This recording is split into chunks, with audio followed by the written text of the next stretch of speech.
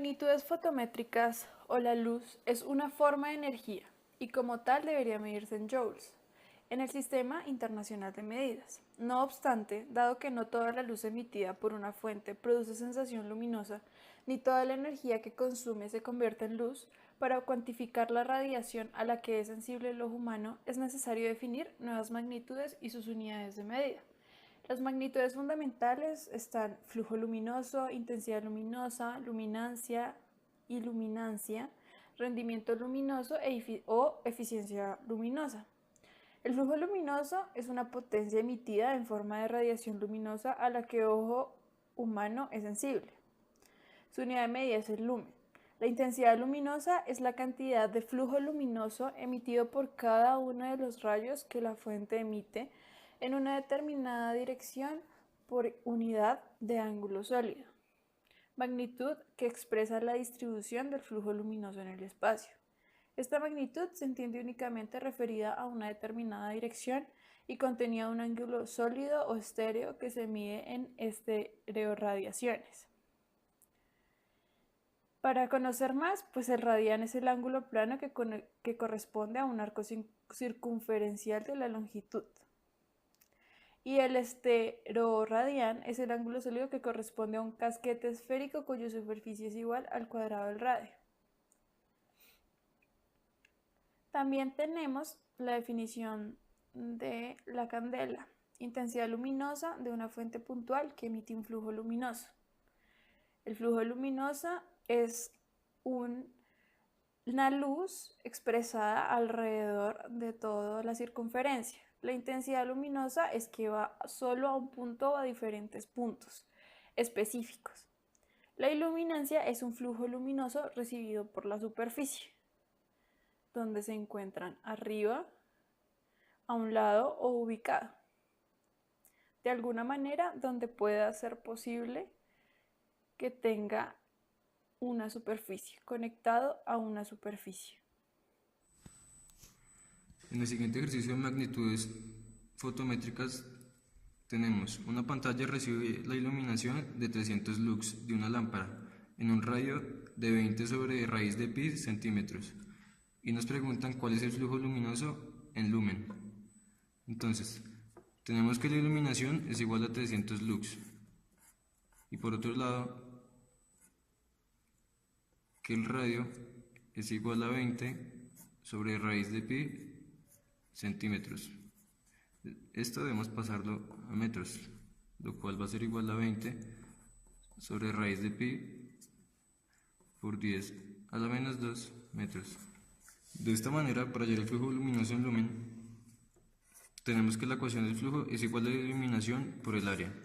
Entonces, la iluminación, que es igual a 300 lux, va a ser multiplicada por el área que consiste a pi r cuadrado, donde r es 20 por 10 a la menos 2 sobre raíz de pi al cuadrado. Entonces tendremos que el área, vamos a elevar cada término al cuadrado, donde 20 al cuadrado correspondrá a 400 por 10 a la menos 4 y podremos retirar la raíz de pi, por lo cual podremos cancelarlos. Por último, el resultado nos será igual a 12 lumen.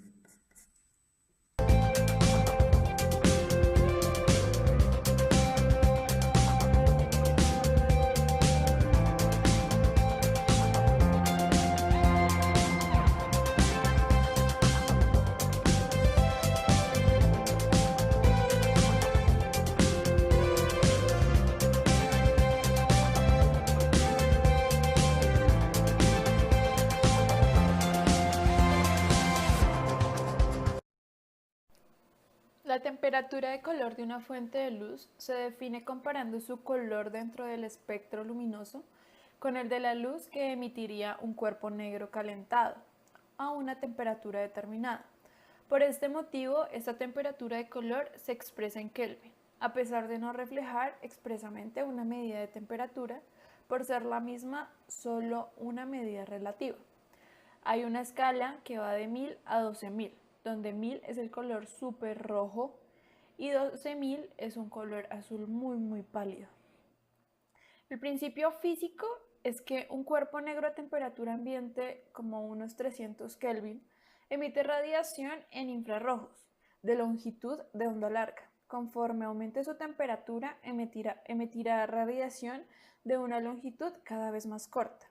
En cierto momento empezará a emitir una radiación visible, en color rojo muy oscuro.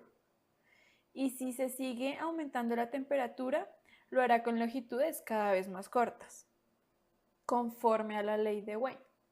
A partir de cierto momento irá sumando los colores del espectro de su orden, rojo, anaranjado, amarillo, verde, azul, violeta, sumando colores hacia una temperatura de 6000 Kelvin, aproximadamente la temperatura superficial del Sol. Emitirá en todo el espectro visible, consiguiendo luz blanca. A partir de ese momento irá sumando radiación ultravioleta. Cuando la luz se produce por una fuente de calor, vela, una bombilla de incandescencia, la temperatura de color es aproximadamente la temperatura de la fuente. En otros tipos de fuente de luz, el color de la luz depende de otros factores, tal como los gases utilizados en lámparas, capas de fósforo, tipos de componentes utilizados en los LEDs que usamos en laboratorios. Esta temperatura de color se usa en muchas ramas de la industria y la técnica, concretamente en fotografía, cine, teatro y video, donde su efecto produce colores dominantes que pueden afectar a la calidad de la imagen. También se usa para la selección de lámparas en la iluminación de uso comercial o doméstico. Suele preferirse usar lámparas alrededor de los 2800 Kelvin, cuando se requiere generar un ambiente confortable y cálido con baja iluminancia, como en habitaciones, restaurantes, hoteles.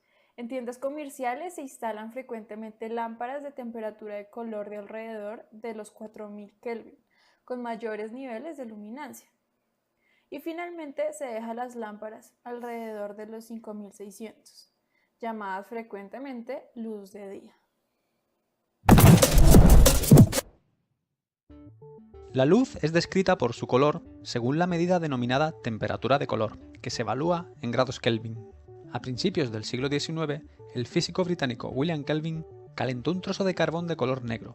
Esta pieza de carbón cambió de color conforme iba alcanzando más temperatura, pasando del negro a un color más rojizo, luego varias tonalidades de amarillo para llegar al blanco, y siguió calentando hasta finalmente alcanzar una tonalidad más azulada.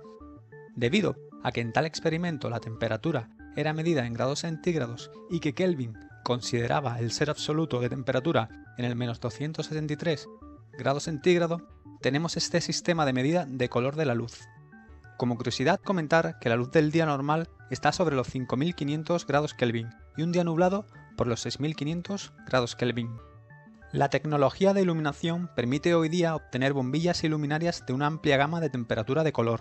Aquí es cuando empiezan a ser familiares los conceptos de luz cálida, blanco neutro o blanco frío. La luz cálida tiene un color de temperatura sobre unos 3000 grados Kelvin y luce en un tono anaranjado amarillo que se corresponde con los normales de las bombillas incandescentes o la luz de vela. Es el tipo de iluminación más extendida en los hogares, con el fin de dar una sensación de confort, ya que invita a la relajación y el descanso, estando presente en numerosos dormitorios y estancias de las viviendas.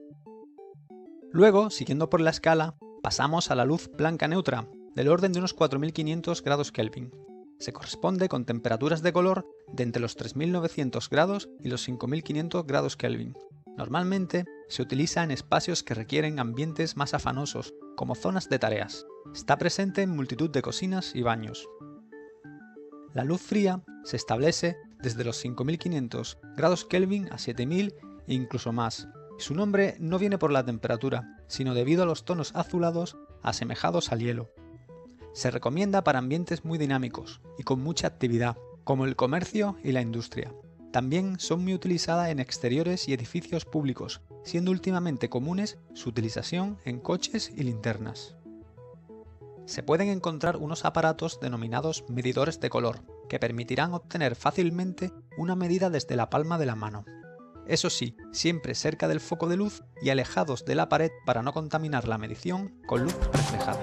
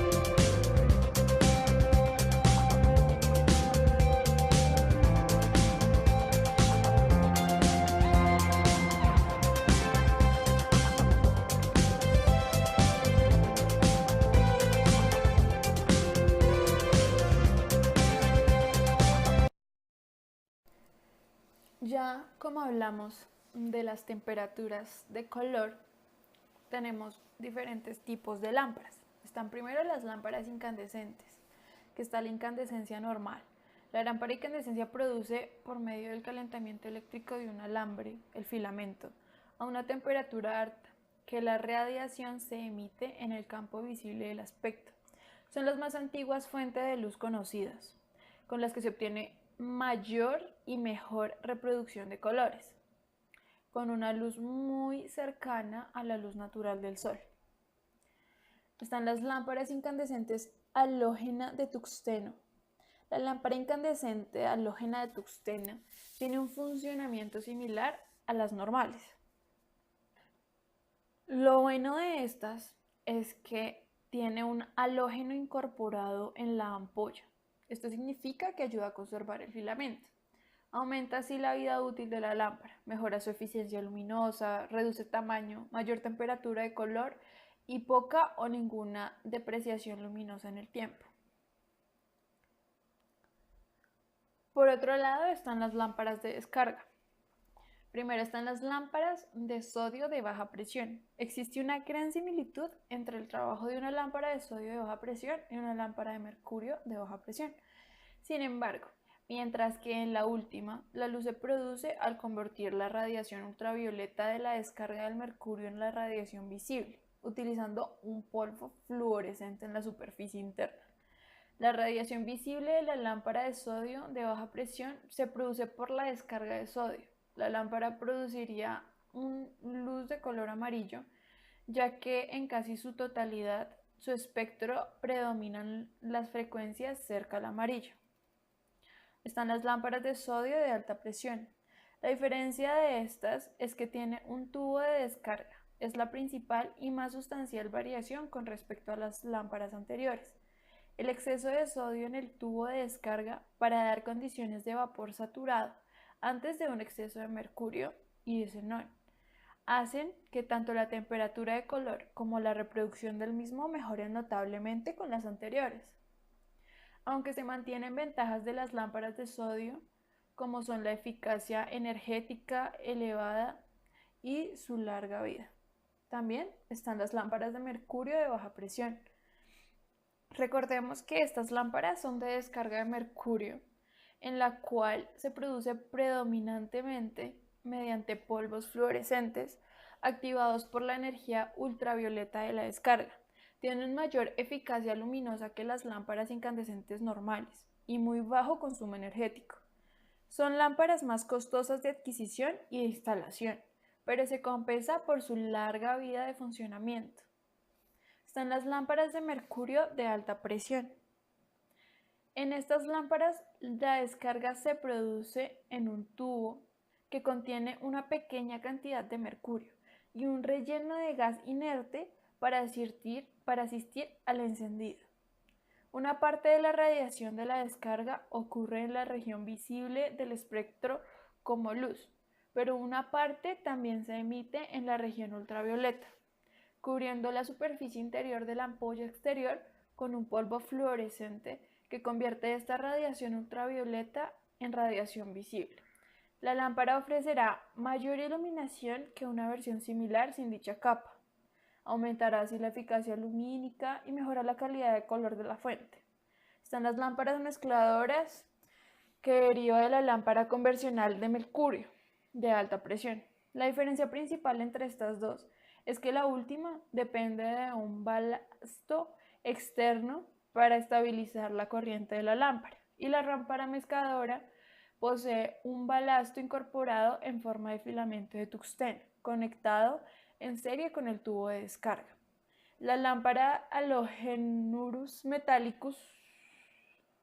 Las lámparas de mercurio halogenado son de construcción similar a las de mercurio de alta presión. La diferencia principal entre estos dos tipos es que el tubo de descarga de la primera contiene una cantidad de haluros metálicos además de mercurio. Estos haluros son parte vaporizados cuando la lámpara alcanza su temperatura normal operativa.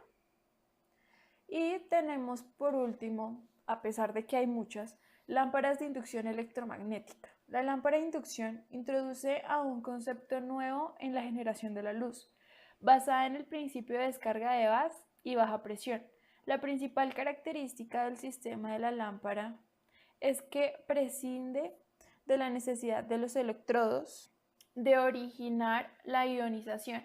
En cambio, utiliza una antena interna cuya potencia proviene de un generador externo de alta frecuencia para crear un campo electromagnético dentro del recipiente de descarga, y esto es lo que induce la corriente eléctrica en el gas a originar su ionización.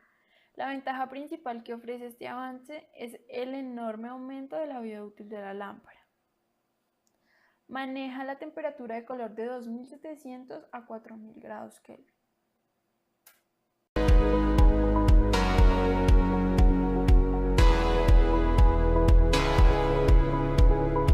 La aparición de la iluminación LED transformó al universo de las lámparas. Pero las ventajas todavía hoy son bastante desconocidas. Aún en la actualidad existen en el mercado tres tipos de lámparas: las de tungsteno, las fluorescentes y las LED. Las incandescentes, que son las más clásicas y recordadas, utilizan el mismo mecanismo desde hace 150 años. Funcionan a través de una pieza de metal, que es en este caso un filamento de tungsteno. Alcanza una temperatura muy elevada que produce un destello luminoso. Se utiliza tungsteno porque tiene la particularidad de alcanzar temperaturas extremas sin fundirse.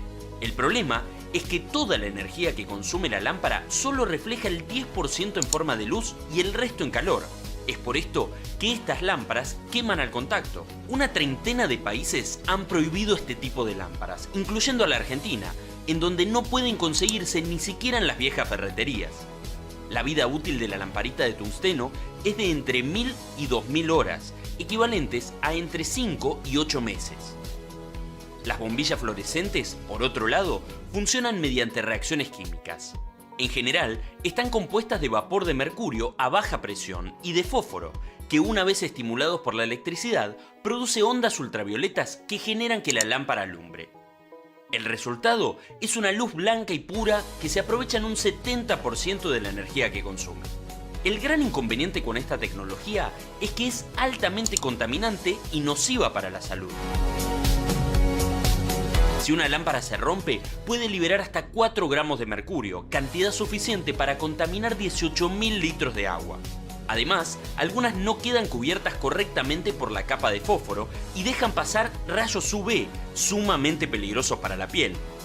Sin embargo, estas son consideradas generalmente las lámparas más modernas y están conquistando gran parte del mercado. Esto se debe en parte a que pueden durar unas 25.000 horas, es decir, unos 6 años de luz o unas 10 lámparas de tungsteno.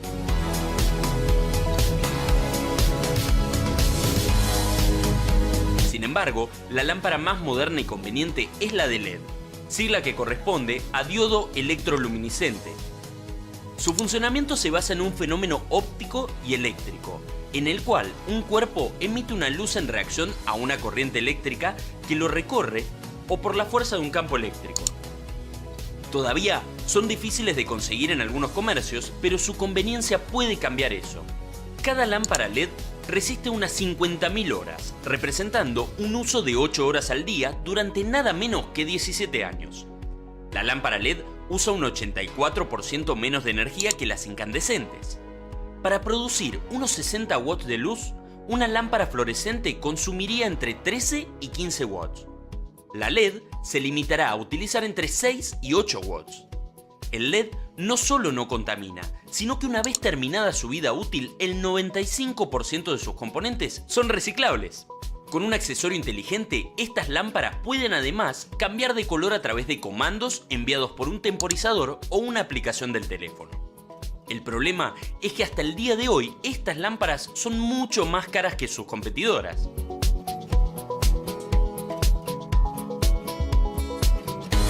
Poco a poco, el precio disminuye, pero todavía hoy en España, una de estas lámparas cuesta unos 6 euros. No obstante, la revolución del consumo energético está ocurriendo ahora y no solo en el primer mundo, sino en todo el planeta.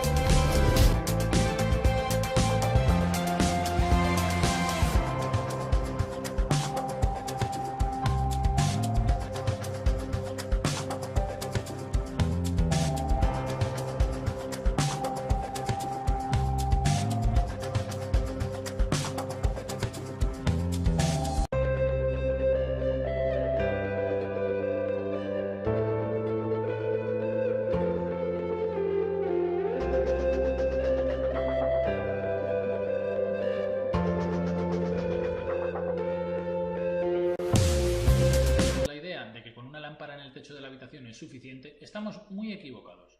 Todos los espacios necesitan su luz general, pero además cada ambiente tendrá la suya propia, y muchos usos específicos necesitarán también su propia iluminación.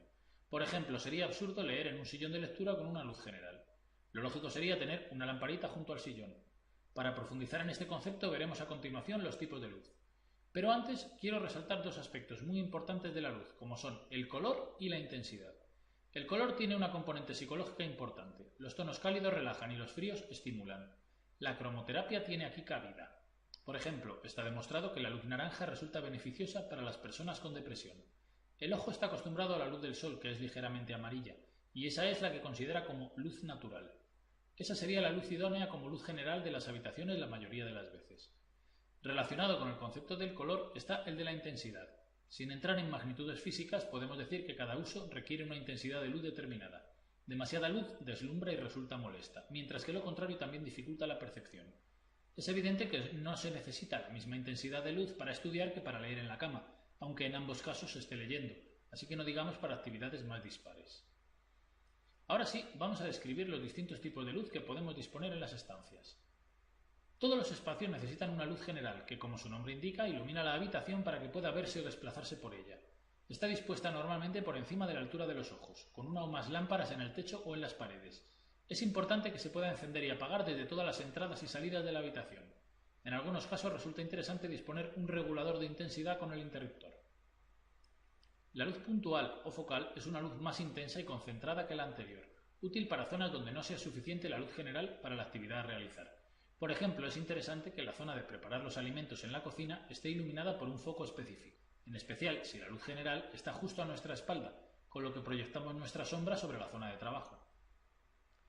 La luz de exposición sirve para resaltar los objetos que ilumina. Por ejemplo, un foco dirigido hacia un cuadro o hacia una escultura es una luz de exposición. Si nuestro salón tiene una pared interior de piedra, quedará muy bien con una iluminación rasante que resalte las irregularidades. Esa también sería luz de exposición. Una luz muy usada en las artes escénicas es la luz ambiente. Se trata de una luz cuya intensidad no suele ser suficiente para iluminar la actividad, por lo que tiene que ser complementada con otras, pero que contribuye a crear un determinado ambiente, bien por su color o por su especial disposición. Un ejemplo de esto aplicado a la vivienda sería la luz de las velas en un rincón con encanto. Para terminar, si la luz, en vez de ser importante por los objetos que ilumina, pasa a ser la protagonista, la llamamos luz decorativa. Una escultura de luz o unos dibujos hechos con tubos de neón o tiras de LEDs dispuestas estratégicamente son buenos ejemplos de luz decorativa. Veamos ahora las distintas fuentes de luz que se pueden encontrar en el mercado. Aunque hay muchas más, para uso urbanístico o industrial, por ejemplo, veremos solo las que tienen utilidad en el interior de las viviendas. La luz más conocida y más antigua, aparte del fuego, claro, es la incandescente. Son las típicas bombillas de toda la vida. Es una luz que produce mucho calor, o lo que es lo mismo, con una eficiencia energética bastante baja. En consecuencia, se están retirando del mercado, siendo sustituidas por otras de menor consumo. Las lámparas fluorescentes son un tipo especial de lámparas de descarga. Se pueden encontrar en forma de tubos o en forma de bombillas, tanto para luz cálida como para luz fría. La luz halógena es un tipo de luz incandescente mejorada, aunque también alcanza altas temperaturas, su rendimiento es mejor que el de la incandescencia normal. Es habitual encontrarla en pequeños focos que producen un efecto decorativo para iluminar algunas zonas como pasillos, espejos de cuarto de baño, cuadros, etc. La luz LED está imponiéndose en el mercado, la mayoría de las veces en forma de bombillas que agrupan varios LEDs de alta intensidad. Su rendimiento es muy alto y apenas producen calor. Tienen un precio más alto, aunque está bajando, pero se compensa porque su duración es mucho mayor. A veces también se encuentra en forma de tiras de LEDs con un efecto decorativo. Para terminar, podemos encontrar tubos de neón de distintos colores, doblados con formas caprichosas. En exteriores se suelen usar para hacer rótulos, pero en interiores su función suele ser decorativa. En viviendas es muy raro verlos, siendo más comunes en bares y tiendas, pero nada impide ponerlos si se estima conveniente. Todos estos tipos de fuentes de luz que acabamos de ver se pueden disponer de distintas formas para cumplir su función. Es lo que llamamos tipos de iluminación.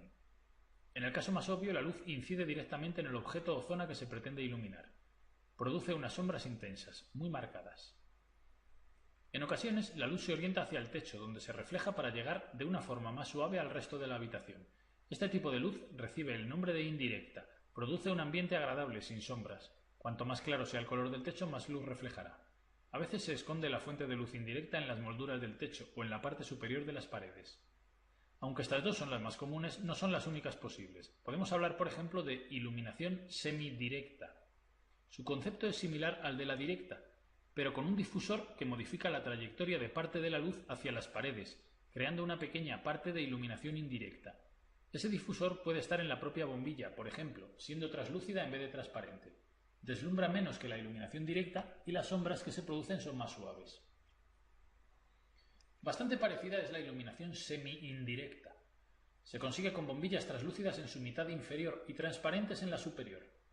Con ello envían una luz difusa hacia abajo, pero la luz que se refleja en el techo no es difusa. Se diferencia de la anterior en que su componente de luz indirecta es más intenso. También produce un ambiente agradable con sombras suaves. Para terminar, podemos hablar de luz difusa cuando tenemos una bombilla translúcida que emite luz difusa en todas direcciones, por lo que tanto la componente de luz directa como la de indirecta estarán suavizadas. Y ahora que ya sabemos todo eso, podemos ver unas normas generales para las distintas habitaciones, aunque serás tú quien deba adaptar esos conocimientos a cada caso concreto. En el salón es importante una buena iluminación general. Si tiene dos ambientes, puede haber dos lámparas de luz general, que se enciendan de manera independiente. Para conseguir una luz más tenue cuando sea necesario, se puede recurrir a un regulador de intensidad o a luz indirecta. Si además hay zonas de lectura, necesitarán sus propios focos independientes. En los dormitorios es necesaria una luz general de menos intensidad. Si es indirecta, el resultado será más acogedor. Además, las zonas de uso específico, lectura en la cama, mesa de estudio, tendrán su propia iluminación. En las cocinas es importante evitar las sombras, pero teniendo luz de bastante intensidad. Se puede conseguir con tubos fluorescentes o con focos de luz en los muebles. La zona de cocinar suele tener su propia luz, a menudo incorporada en la campana extractora. Si alguna zona específica queda escasamente iluminada, habrá que reforzarla convenientemente. En los cuartos de baño tampoco son adecuadas las sombras. Se pueden evitar con tubos fluorescentes o con varios puntos de luz, por ejemplo, en el techo y a ambos lados del espejo. Los pasillos no necesitan una gran intensidad de luz, pero tienen una característica que los hace únicos, y es su linealidad. Los pasillos son muy alargados, por lo que una luz en medio no será suficiente para iluminar correctamente toda su longitud. Se pueden poner varios puntos de luz, por ejemplo halógena. Si a lo largo del pasillo se ha dispuesto algún tipo de objetos como cuadros o espejos, adornos o incluso mesitas o armario, los puntos de luz se dirigirán a esos objetos. Para terminar, la entrada también tiene que estar iluminada. Ahí se puede crear algún efecto decorativo con la propia luz, para sorprender al visitante. No digo que pongan neones, porque es probable que no quedará bien, pero sí una luz rasante sobre una pared con textura rugosa, por ejemplo. De todas formas, como ya he dicho, cada caso es distinto, y con todos estos recursos podrás enfrentarte a iluminar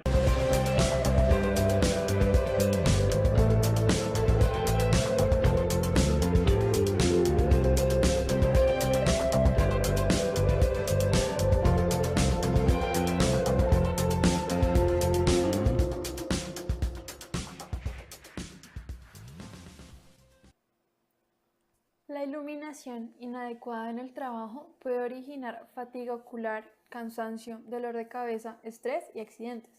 El trabajo con poca luz daña la vista. También cambios bruscos de luz pueden ser peligrosos, pues ciegan temporalmente mientras el ojo se adapta a la nueva iluminación. El grado de seguridad y confort con el que se ejecuta el trabajo o tarea depende de la capacidad visual y esta depende a su vez de la cantidad y calidad de iluminación. Un ambiente bien iluminado no es solamente aquel que tiene suficiente cantidad de luz, sino aquel que tiene la cantidad de luz adecuada a la actividad que allí se realiza. Recordemos que los parámetros para mirar el nivel luminoso y su unidad de medida es el lux. A continuación les diré una serie de parámetros orientativos a tener en cuenta a la hora de realizar un proyecto de iluminación. En general podemos distinguir entre tareas con requerimientos luminosos mínimos, normales o exigentes. En el primer caso estarían las zonas de paso, pasillos, vestíbulos, etc. O los locales poco utilizados, almacenes, cuartos de maquinaria, con iluminancias entre 50 y 200 lux. En el segundo caso, tenemos las zonas de trabajo y otros locales de uso frecuente con luminancias entre 200 y 1000 lux. Por último, están los lugares donde son necesarios niveles de iluminación muy elevados, más de los 1000 lux, porque se realiza tareas visuales con un grado elevado de detalle que se puede conseguir con iluminación local. Los niveles de iluminación recomendados por tipología son en LED residencial son las estancias, como cocina, baño, dormitorio. El cuarto de los niños, por ejemplo, 200 a 300 lux, 500 y 750 donde hagan trabajos manuales. También está la sala de estar y escaleras. En zonas comunes, los ascensores, rellanos, escaleras. Estos son para LED residencial. Un LED comercial, como los establecimientos comerciales, pueden dividirse en dos grandes categorías. Una función de tamaño, pero las necesidades de iluminación de unas a otras es similar especialmente a lo que la iluminación de producto se refiere. ¿Qué quiere decir? Que este LED comercial puede ser en alumbrado general, en escaparates exteriores, escaparates interiores, estantes de mercancías, vitrinas, mostradores de línea de caja. Por ejemplo, escaparates interiores, unos 1000 lux, vitrinas, de 1000 a 3000 lux. Ahora, los LED para centros docentes. Los centros docentes tienen unos requisitos específicos de iluminación, entre otras cosas, por el tipo de actividades en que ellos se realizan. Una deficiente iluminación de las instalaciones de un centro docente y en especial de las aulas y espacios destinados a impartir clases, aprendizaje y estudio puede ocasionar mucha fatiga visual, lesiones en la vista e incluso podría ser causa del incremento del índice de fracaso escolar por bajo rendimiento de los alumnos, pues la pereza, habitar en un lugar con poca luz. ¿Qué? Entonces, alumbrado general en aulas de plástica y técnicas, gimnasios, laboratorios, pizarras, salas de conferencias, zonas de paso, vestuarios y lavados, bibliotecas y salas de estudio. Por ejemplo, laboratorios de 200 a 1000 lux, en zonas de paso entre 150 y 700 lux, en bibliotecas y salas de estudio entre 300 y 750 lux. Ahora, los LEDs de sector sanitario, la iluminación en hospitales, salas de consulta, etc., debe servir a dos objetivos fundamentales: garantizar las óptimas condiciones para desarrollar las tareas correspondientes y contribuir a una atmósfera en la que el paciente se sienta confortable. Por ejemplo, recepción y salas de espera 300 a 600 lux, salas de consulta y examen, quirófanos general o quirófanos de mesa de operaciones. Por ejemplo, en esa son de 3000 a 8000 lux, laboratorios, habitaciones en general, habitaciones sobre la cama para el examen o lecturas, alumbrado nocturno, de 10 a 50 lux, consultas dentales sobre el sillón del examen, entre 350 y 5000 lux.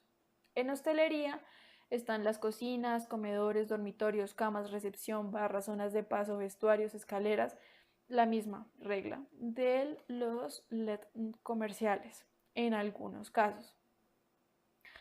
También tenemos el LED de industria Una iluminación inadecuada en el trabajo puede originar fatiga ocular, cansancio, dolor de cabeza, estrés y hasta accidentes.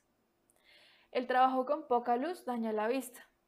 El grado de seguridad con el que se ejecuta el trabajo depende de la capacidad visual y este depende a su vez de la cantidad y calidad de iluminación. Ejemplo, industrias de alta precisión, área de producción, de 1000 a 5000 lux. También se tiene que poner industrias de precisión, áreas de producción, industrias ordinarias, área de producción, industrias vastas, talleres de montaje de piezas pequeñas, medianas o de banco o de máquina, depósitos y almacenes, embalaje, cámaras frigoríficas. Acá también tiene una normativa de 200 a 600, 500 a 2000. Ya LED en las oficinas, mesas de trabajo, mesas de dibujo, salas de reuniones, archivos, zonas de paso. Ejemplo, salas de reuniones de juntas, iluminación general, tiene que siempre ser de 200 a 350 lux. Todo esto basado en el Reglamento Técnico de Iluminación y Alumbrado Público.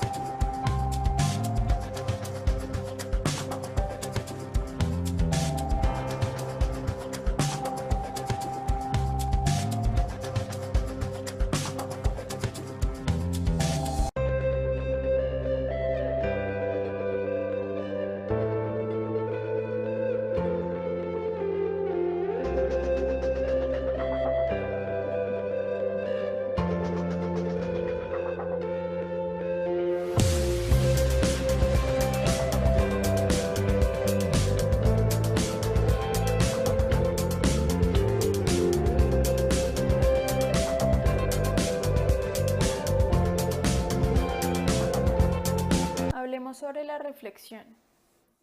La reflexión es la propiedad de la luz que nos permite ver los objetos que no emiten luz.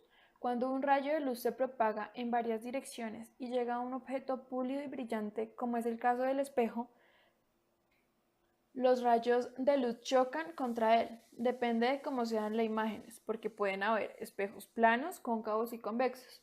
La mayoría de los objetos solo reflejan una parte de la luz, la otra la dispersan, es decir, los rayos de luz que llegan paralelos al chocar contra el objeto son reflejados cada uno en una dirección diferente.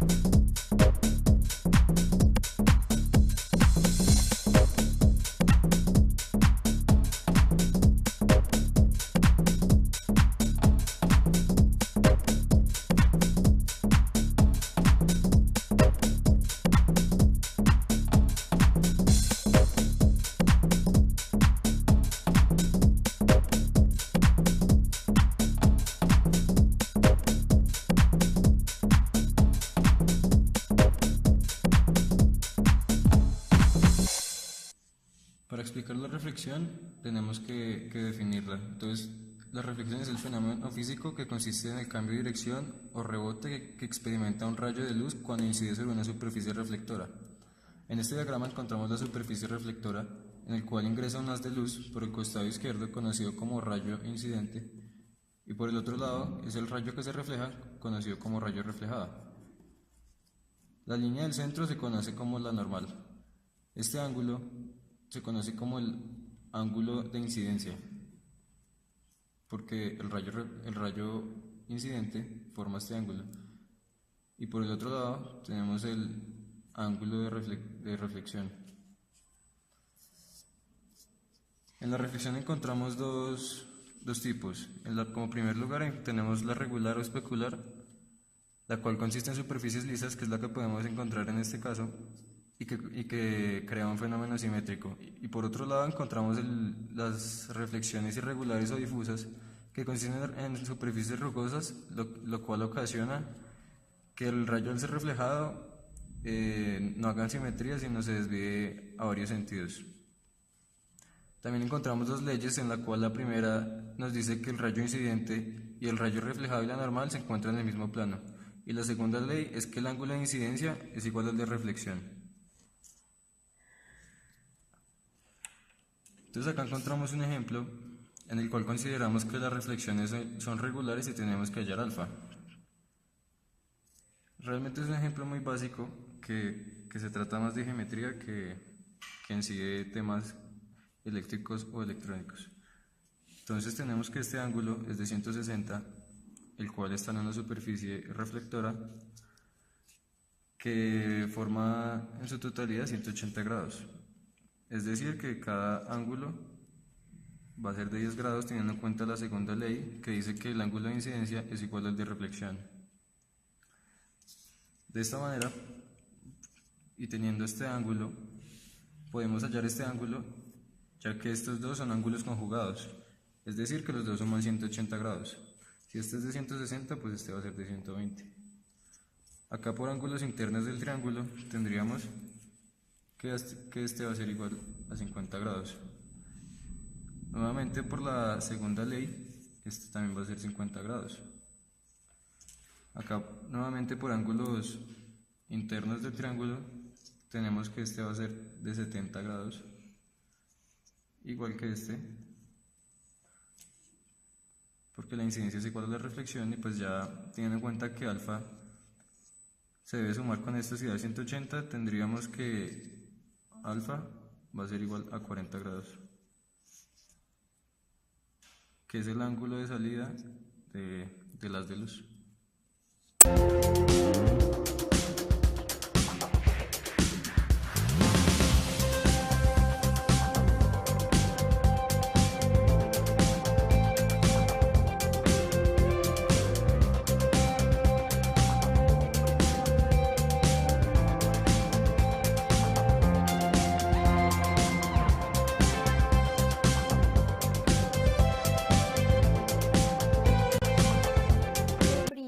Luminosidad se define como luminosidad instantánea, como el número de partículas por unidad de superficie y por unidad de tiempo en un haz. Se mide en unidades inversas en sección eficaz por unidad de tiempo. Al integrar esta cantidad durante un periodo, se obtiene la luminosidad integrada, la cual se mide en unidades inversas de sección eficaz. Cuanto mayor es cantidad, mayor es la probabilidad de que se produzcan sucesos interesantes en un experimento de altas energías. Dado un proceso cuya sección eficaz conocemos para una luminosidad L dada, podemos estimar el número de veces que se va a producir este suceso simplemente multiplicando ambas cantidades. Generalmente, la magnitud aparente de un objeto indica su brillo en conjunto. Si, por ejemplo, una galaxia tiene magnitud 12,5, quiere decir que vemos la misma cantidad total de luz de la galaxia que de una estrella de una misma magnitud. Sin embargo, mientras que las estrellas son tan pequeñas que se pueden considerar un punto en la mayor parte de las observaciones, una galaxia o nebulosa puede extenderse por varios segundos de arco o minutos de arco. Es por ello que con la misma magnitud una galaxia es más difícil de observar que una estrella, ya que el brillo de la primera se distribuye en un área mayor. El brillo superficial indica lo fácilmente observable que es un objeto.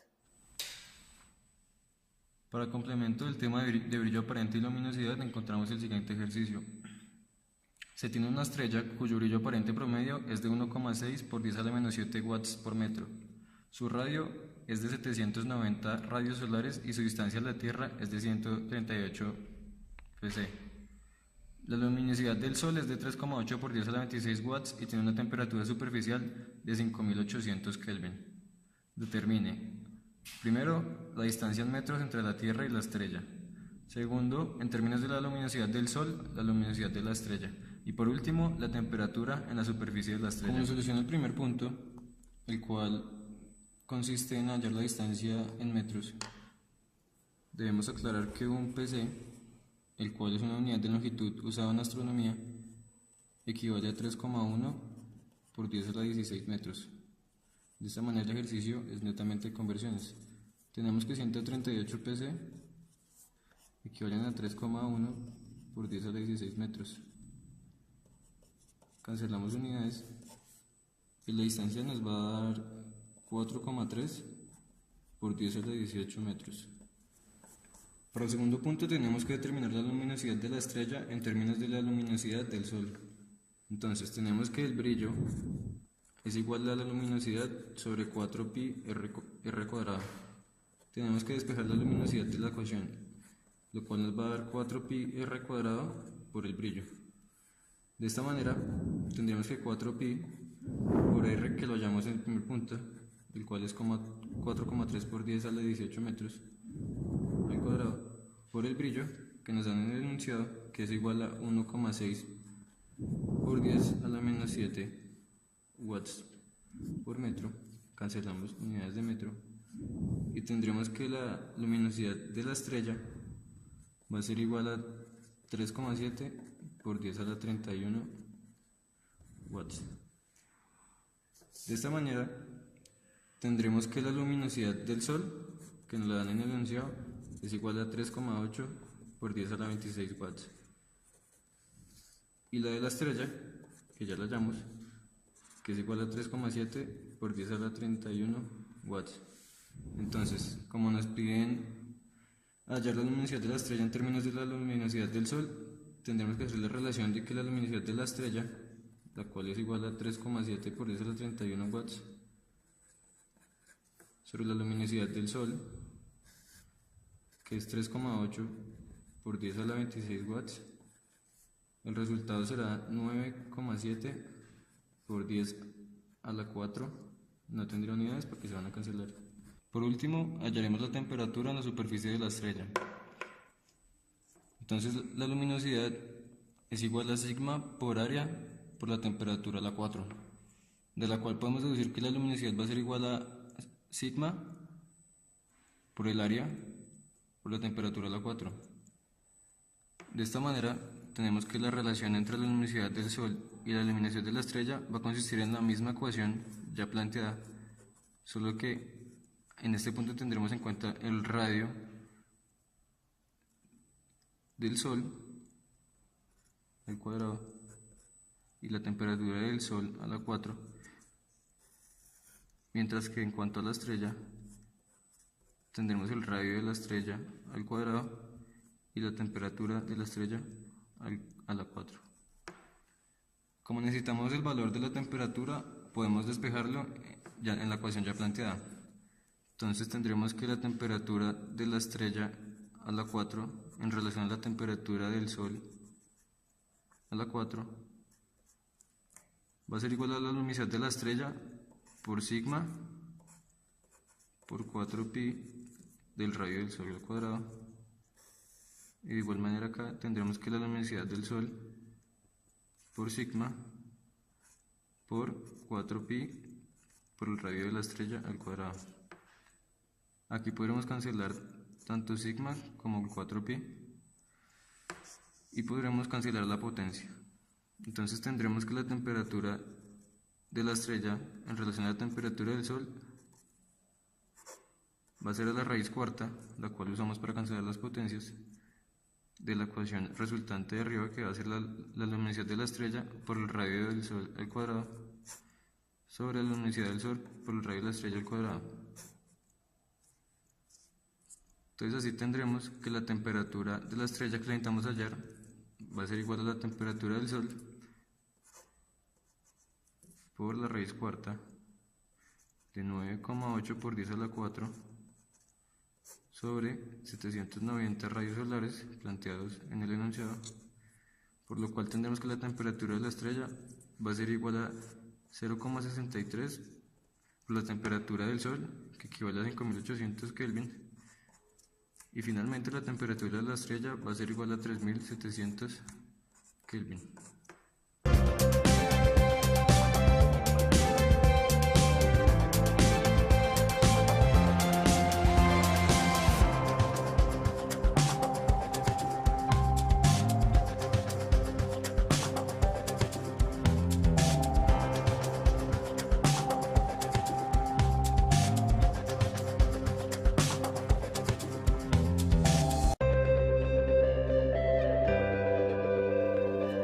Es habitual utilizar el concepto de contraste para nombrar a la diferencia relativa en intensidad que existe entre un punto de una imagen y sus alrededores. Cuando el contraste es nulo, resulta imposible distinguir un objeto de su fondo. En cambio, a mayor contraste, mayor facilidad para la diferenciación. El contraste, en el aspecto visual de una imagen, también hace referencia a la escasez de tonos intermedios, de forma que resalta con notoriedad lo claro y lo oscuro.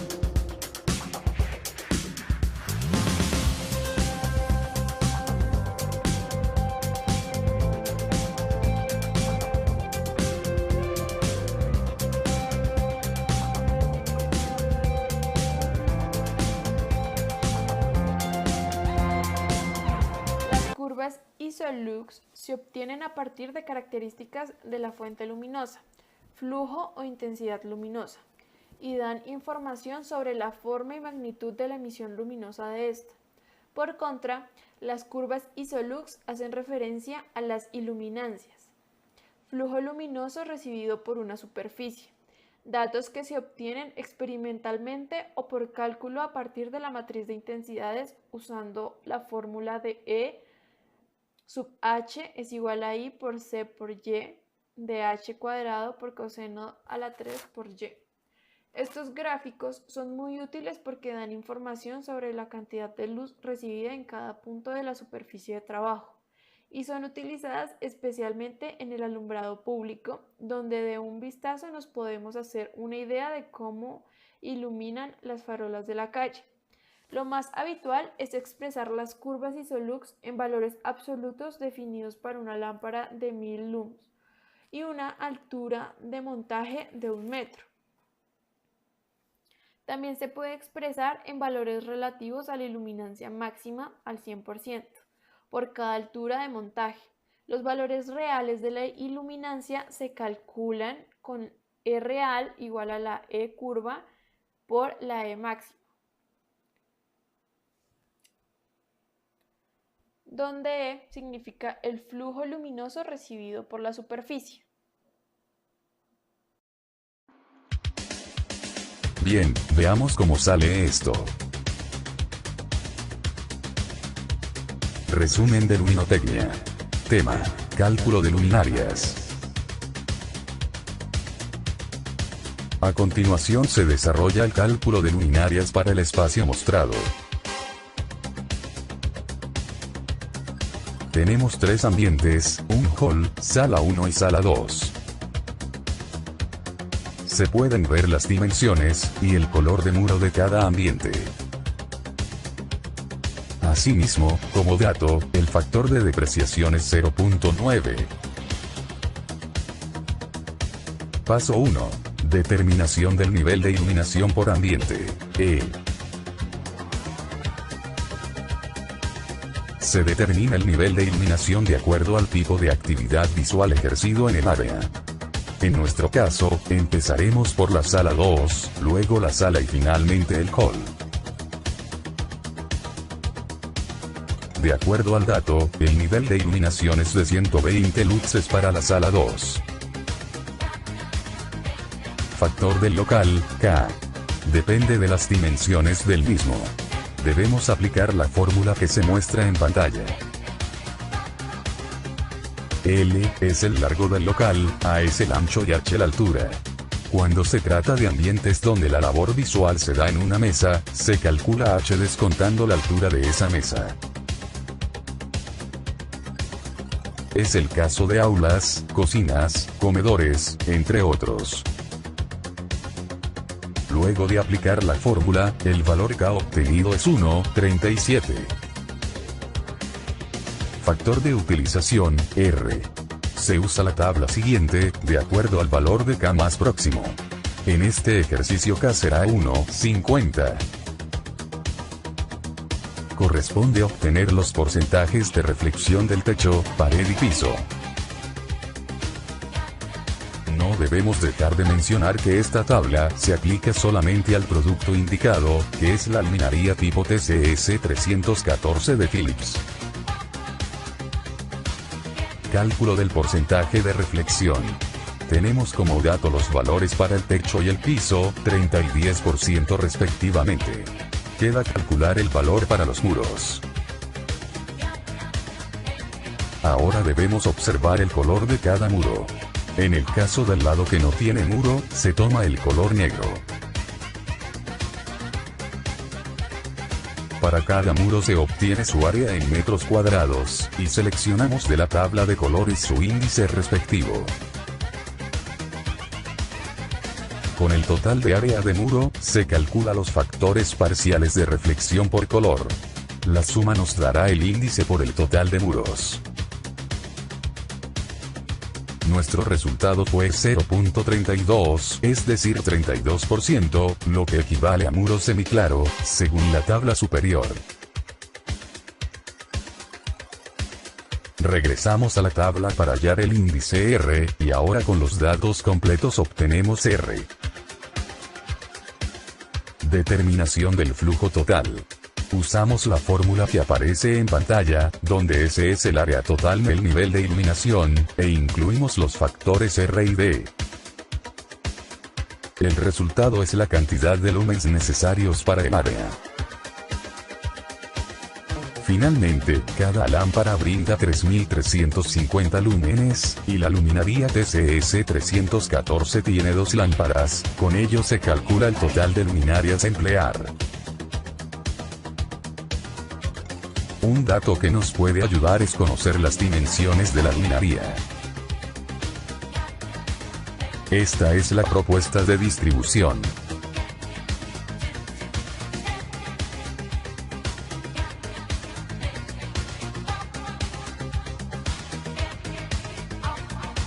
Continuaremos de la misma forma con las siguientes áreas. Gracias por su atención.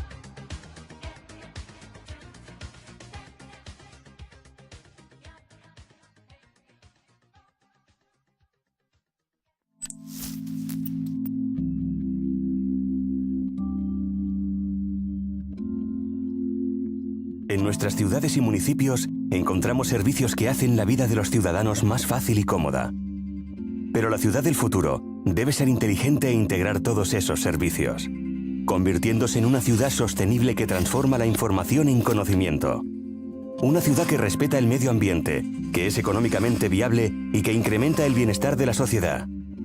En SECE trabajamos para adelantarnos al futuro, integrando los servicios a través de la telegestión punto a punto del alumbrado público.